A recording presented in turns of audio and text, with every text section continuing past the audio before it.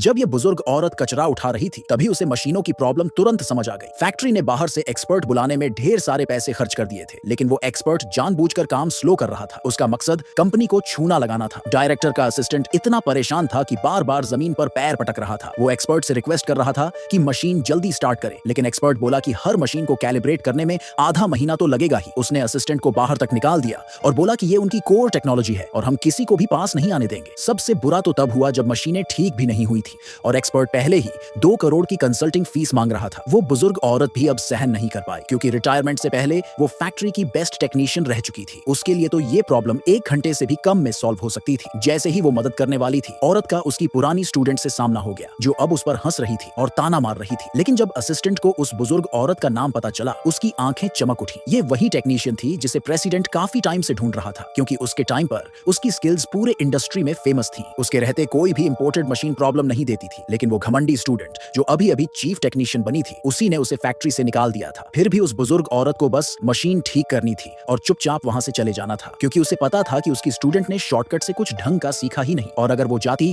तो मशीनें जरूर फेल होती। पर स्टूडेंट को उसकी वैल्यू समझ नहीं आई और उसने उसे बहुत बदतमीजी से भगा दिया। उधर दूसरी कंपनी का प्रेसिडेंट भी बड़ी टेंशन में था। उसकी मशीनें कभी ठीक ही नहीं हो रही थी। उसे पता था कि वो विदेशी एक्सपर्ट जानबूझकर टाइम खराब कर रहा है, पर उसके पास कोई ऑप्शन नहीं था। और जो अकेली इंसान वो मशीनें ठीक कर सकती थी, वो तो राइवल फैक्ट्री में थी। जब तक उसे पता नहीं चला कि वो बुजुर्ग औरत तो पहले ही निकाल दी गई है, उसने तुरंत अपना असिस्टेंट उसे ढूंढने भेज दिया। इधर वो घमंडी स्टूडेंट एक दिन से मशीन रिपेयर कर रही थी और एक मशीन तो उसने जलाकर ही रख दी थी। बाकी भी धीरे धीरे फेल होने लगी, लेकिन उसने गलती मानने से मना कर दिया। वो बोली कि चिप्स पुराने हैं और 6 लाख के नए पार्ट्स चाहिए। उसे फर्क नहीं पड़ा, क्योंकि पैसे उसके नहीं थे। बॉस को डिलीवरी पूरी ना कर पाने का डर था, इसलिए मजबूरी में फिर से उसी एक्सपर्ट को बुलाना पड़ा। उधर वो बुजुर्ग औरत जिसे निकाल दिया गया था, अब घर भी नहीं था उसके पास। वो तो बस स्क्रैप बीन कर किसी तरह जिंदा थी। उसी दिन वो फैक्ट्री में कबाड़ उठाने आई थी और उसने देखा कैसे वो एक्सपर्ट अपनी टेक्नोलॉजी का डर दिखाकर कंपनी पर प्रेशर बना रहा है। तभी प्रेसिडेंट को रिपोर्ट मिली और वो दौड़ता हुआ आ गया। जैसे ही उसे पता चला कि यही बुजुर्ग औरत वो बेस्ट टेक्नीशियन है जिसे वो इतने टाइम से ढूंढ रहा था, उसने इमोशनल होकर उसका हाथ पकड़ लिया